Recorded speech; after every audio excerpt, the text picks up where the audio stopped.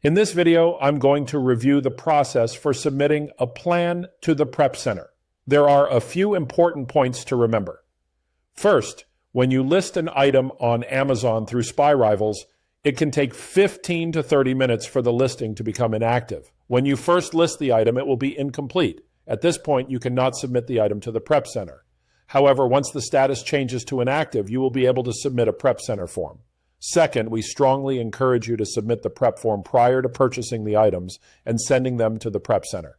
In the rare instance where an item is hazmat, meltable, or restricted in any other way, submitting the prep form first will eliminate ever having items arrive at the Prep Center without a prep form. Don't worry, your item will not be available for sale until it reaches Amazon. Third, if items arrive at the Prep Center without a form, there is a $40 admin fee you will be responsible for.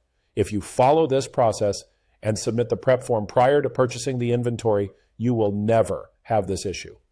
To submit your prep form, head over to the Prep Center 2.0 page. From there, you'll create a new submission. The first thing to do is enter the product information.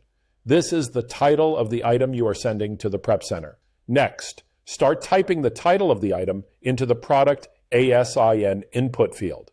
When you see the item, click on the blue ASIN box. The SKU will auto-populate. Then enter the quantity you are purchasing. From there, enter your original shipping source. The tracking number is optional. You can always enter this information later if you choose to. Finally, click the Submit button. Congratulations, your item has been successfully submitted to the Prep Center via the Prep Center form. Now purchase your inventory and ship it directly to the Prep Center. Repeat this process often to maximize the power of the Internet Mastery Prep Center.